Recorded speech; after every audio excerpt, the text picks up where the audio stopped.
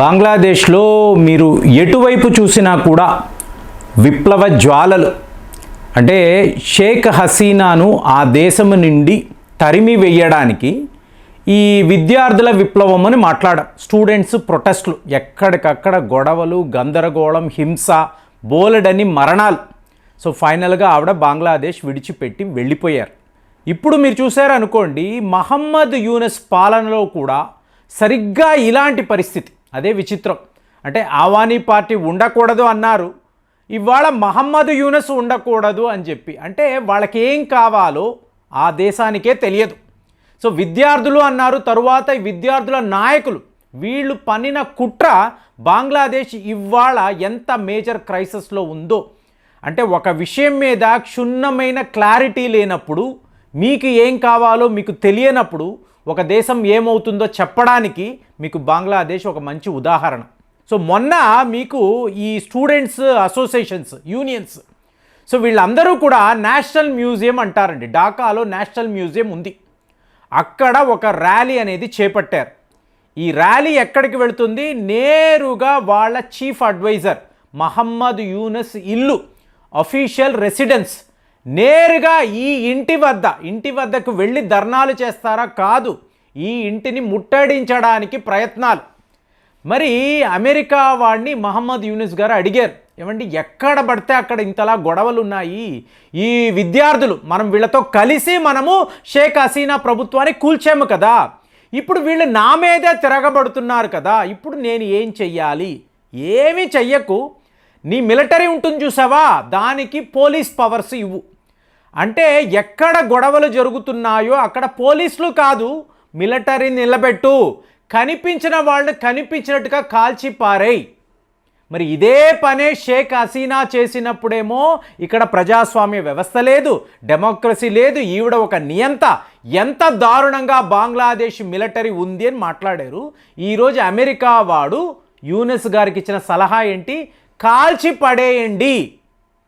So ఇప్పుడు మహమ్మద్ యూనస్ ఈ పని చెయ్యగలడా అంటే, సరే ఒక 100 మంది విద్యార్థులు వచ్చారు, వాళ్ళని మీరు కాల్చేశారండి, అయిపోయిందా అంటే, అక్కడ అషూలియా అని ఒక ప్రాంతం, అంటే ఢాకాకు అటువైపు ఈ అషూలియా అనబడే ప్రాంతంలో వేల సంఖ్యలో మీకు గార్మెంట్ ఫ్యాక్టరీలు ఉంటాయి. ఆల్రెడీ మాట్లాడాము ఒక 2 వీడియోస్లో. ఏకంగా 9,000 మీకు టెక్స్టైల్ ఇండస్ట్రీస్. ఇందులో సకానికి సగము మీరు చూసారనుకోండి భారత్కు చెందినవే. సో అక్కడ మీకు మళ్ళీ అగ్ని జ్వాలలు. ప్రజలు, ఈ వర్కర్స్ లిటరల్గా రోడ్ల మీదకి వచ్చి మాకు ఇవ్వాల్సిన వేజెస్. సడన్గా ఒక మిలిటరీ తిరుగుబాటు అండి. మీకు షేక్ హసీనాకు 45 నిమిషాలు టైం ఇచ్చారు, ఈవిడ భారత్లోకి వచ్చేశారు. అమ్మయ్య అయిపోయిందిరా అని అనుకున్నారు. కానీ ఇక్కడ ఏమైంది? ఈ క్రైసిస్లో, ఈ గొడవలలో, ఈ హింసలో అక్కడ ఉండే గార్మెంట్ ఫ్యాక్టరీలు వీళ్ళందరూ కూడా ఇమీడియట్గా మూసేశారట. ముఖ్యంగా భారత్కు సంబంధించిన దిగ్గజ మీకు సంస్థలు వీళ్ళందరూ టోటల్గా క్లోజ్ చేసేయడంతో ఇప్పుడు తమిళనాడులో తిరుప్పూర్ అని చెప్పి ఒక చిన్న ఊరండి, ప్రపంచ స్థాయిలో వీళ్ళు ఈ దుస్తుల ఎక్స్పోర్ట్స్ చాలా హై లెవెల్లో చేస్తారు. తిరుప్పూర్ బనియన్స్ అని అంటారు, చాలా ఫేమస్, వరల్డ్ ఫేమస్. ఆ తిరుప్పూర్కి సంబంధించి మీకు 20-30 ఫ్యాక్టరీలు అక్కడ ఉంటాయి, చాలామందికి తెలియదు. వీళ్ళందరూ కూడా ఇమీడియట్గా క్లోజ్ చేసేసారు. ఈ క్లోజ్ చేయడం మళ్ళీ వీళ్ళు తెరవలేదు. వీళ్ళని చూసుకొని మీకు యూరోప్ బ్రాండ్స్, తక్కిన దేశాలకు సంబంధించిన వాళ్ళు ఎంటైర్ ఈ టెక్స్టైల్ పార్క్, ఈ టెక్స్టైల్ ఏరియా ఉంది చూసారా, మూతబడింది. ఇది ఎవరు ఊహించలేదు. దాంతో ప్రతిరోజు అక్కడ ఉద్యోగాలు చేస్తారు కదా, మామూలుగా ఇప్పుడు యువకులు అన్నప్పుడు ఈ అల్లర్లు, గొడవలు పెద్ద రౌడీల్లా ఫీల్ అవుతారు. కానీ మహిళలు అలా ఉండరండి. వాళ్ళు చాలా బాధ్యతగా ఆ ఫ్యాక్టరీలో టైలరింగ్ చేసుకునేవాళ్ళు, చక్కగా ఉద్యోగాలు చేసుకొని ఆ డబ్బు ఇంటికి తీసుకువెళ్ళేవాళ్ళు. ఇవాళ ఏమైంది? వాళ్లకు రావలసిన డ్యూస్, వేజెస్, డబ్బు వస్తుంది కదా, ప్రతిరోజు మీరు ఉద్యోగం చేస్తే ఒక 200-300 డబ్బు మీకు వస్తుంది. టోటల్గా ఇది ఆగిపోయింది. సో ఇప్పుడు వీళ్ళ ఇల్లు ఎలా గడుస్తుంది? కాబట్టి మహిళలతో సహా అందరూ కూడా రోడ్ల మీదకి వచ్చి మా డ్యూస్ని మాకు ఇవ్వండి, పలానా కంపెనీ ఇన్ని వేల రూపాయలు మాకు ఇవ్వాలి అంటే ఏంటి? కొంతమందికి వారానికి వీళ్ళు పేమెంట్స్ చేస్తారు, కొంతమందికి మంత్లీ బేసిస్లో పేమెంట్స్ చేస్తారు. ఏ డబ్బు రావడం లేదు. అసలు బంగ్లాదేశ్ దివాలా తీసేసి ఉందండి. 5 బిలియన్ అమెరికన్ డాలర్స్ మాకు ఎమర్జెన్సీ ఫండ్స్గా కావాలి అని చెప్పి వీళ్ళ అమెరికాను అడగడము, ఇంటర్నేషనల్ మానిటరీ ఫండ్ వీళ్ళ యొక్క డేటాను వీళ్ళ స్టాటిస్టిక్స్ని అనాలిసిస్ చేయడము. మహమ్మద్ యూనిస్ గారు అమెరికా వెళ్ళినప్పుడు మోదీ గారు అపాయింట్మెంట్ ఇవ్వలేదు. ఎందుకు? ఆయనకు తెలుసు బంగ్లాదేశ్లో ఏం జరగబోతుందో క్లియర్గా మోదీ గారు పక్కాగా ఆయన అంచనా వెయ్యగలిగారు. జో బైడెన్ దీనికంతా కారకుడు అతనే కదా.